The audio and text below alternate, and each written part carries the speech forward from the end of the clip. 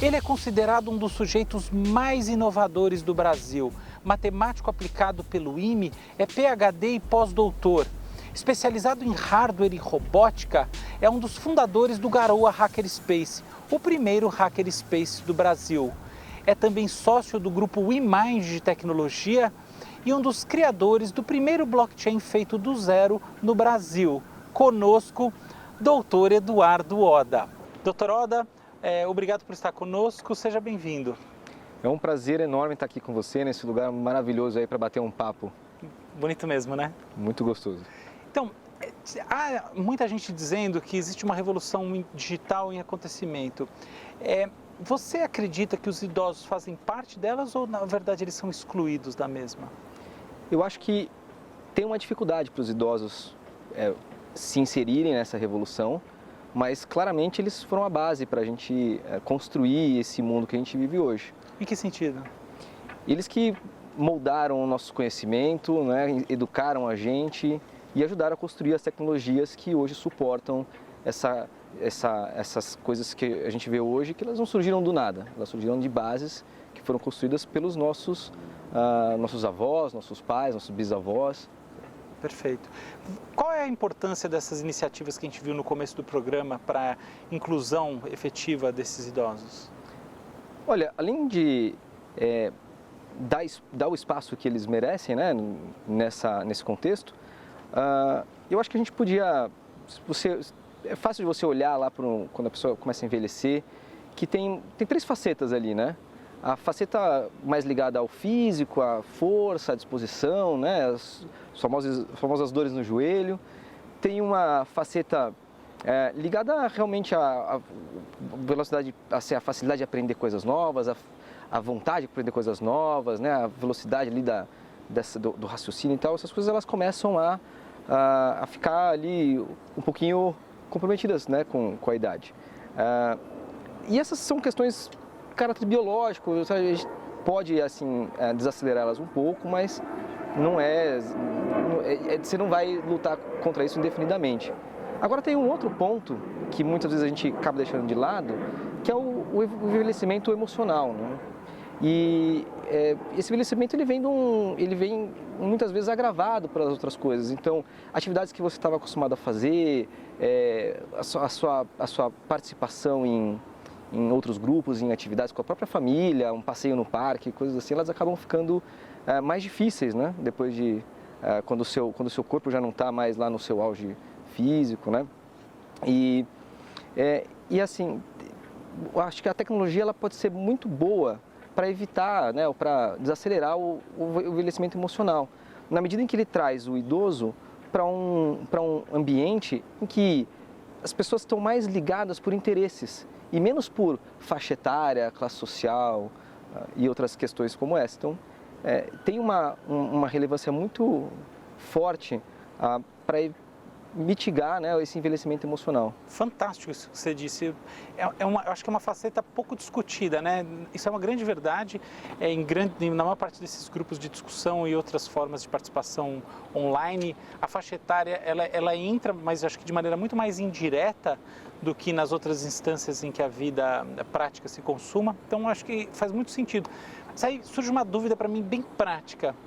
Na sua opinião, a coisa funciona melhor quando ela é tocada do ponto de vista desse usuário da tecnologia pelo computador ou, por exemplo, por um smartphone ou tablet?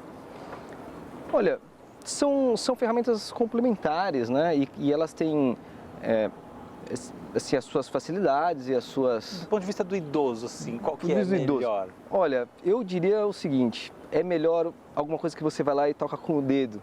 Isso é uma ação muito mais instintiva, você já está treinado a chamar o elevador, né? Perfeito, a tocar as coisas por aí. Enquanto que no computador, principalmente no desktop, bom, minha experiência, inclusive, pela minha experiência, assim, eu acho que fica pior no laptop, né, nos notebooks, é usar o mouse, né? Então aquele mouse que controlar, usar na tela, mexer naquele negocinho, ou mesmo no mouse, aquilo exige um treino motor que hoje as crianças começam ali desde pequenininha. Bom, eu já comecei numa idade que estava fácil ali de treinar isso ainda, né?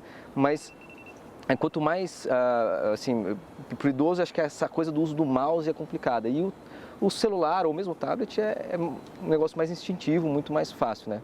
Bem notado. Então, essa evolução das interfaces de usuário, da UX, ela acaba indo na direção das necessidades e aspirações dos idosos? Você diria que existe uma convergência de tecnologias?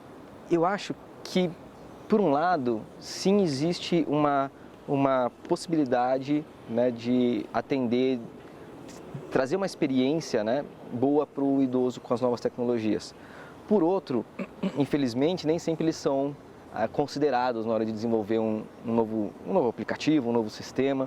Então, são sistemas que coisas bobas, como o tamanho da fonte, ou a própria organização, a quantidade de informação, né? Uma coisa é uma quantidade de informação que você põe lá num jogo focado num adolescente, outra coisa é a quantidade de informação que você coloca numa tela que é voltada a um idoso, né? Ainda mais um idoso que não está tão acostumado com o uso desses dispositivos. Perfeito. E como você vê o mercado para inovação voltada a idosos do ponto de vista digital? Olha, eu acho que é um mercado que ele tem uma vida, né?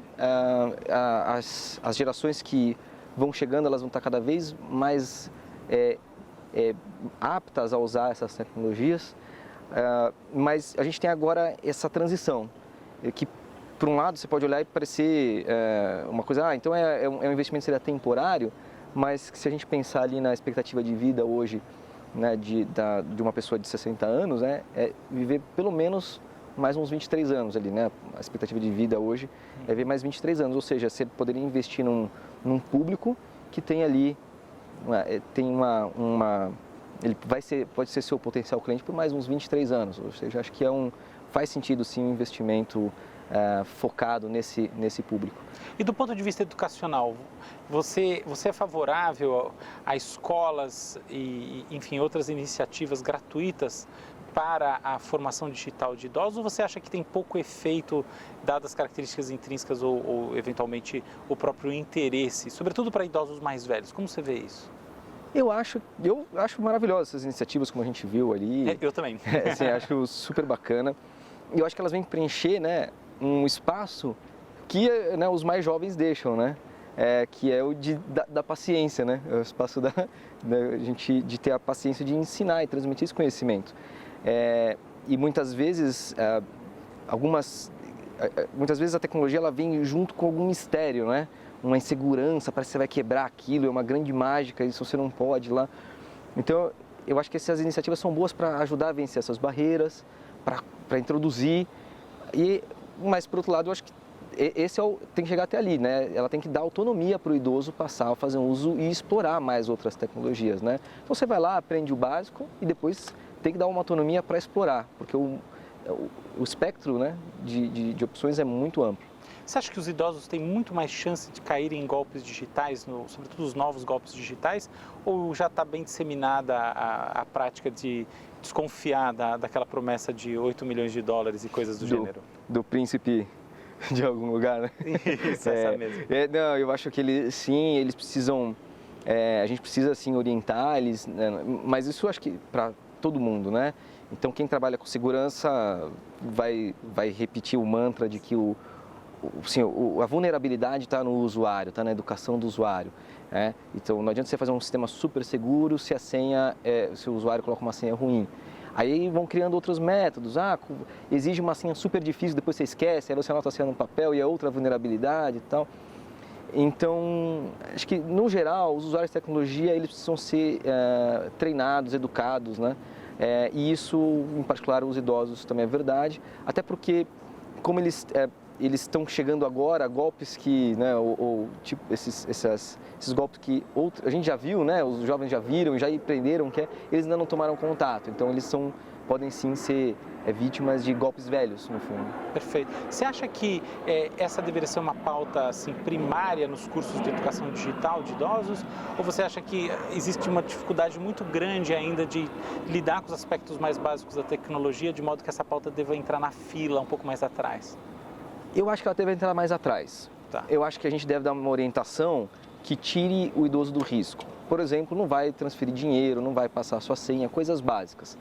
mas tem que tomar um cuidado para não trazer mais receio do uso da tecnologia. Então, se essa pauta ela entra muito fortemente, aí o idoso ele já está lá com medo. Trava, né? Ele trava, ele fala, puxa, e agora? Será que agora eu vou, não vou, melhor ficar longe, porque podem me roubar 8 milhões de reais. Que eu não tenho. Não, muito legal.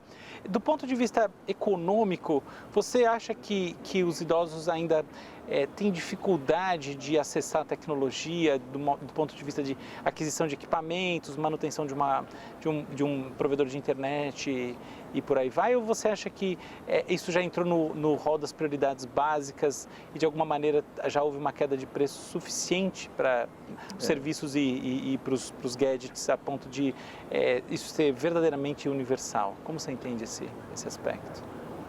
Eu não diria que é verdadeiramente universal, eu gostaria que fosse, mas eu acho que a gente não está tão longe disso. A gente tem que entender que o contexto brasileiro é muito complicado, então tem gente que conta lá as moedas, né? Então um celular, hoje, um smartphone adequado para o uso, ele vai custar ali vai começar nos 200 a 300 reais, ali, alguma coisa que realmente dá para você usar tranquilo, né? E isso pode ser ainda um dinheiro, uma quantidade substancial de dinheiro para muitas pessoas, né? Infelizmente.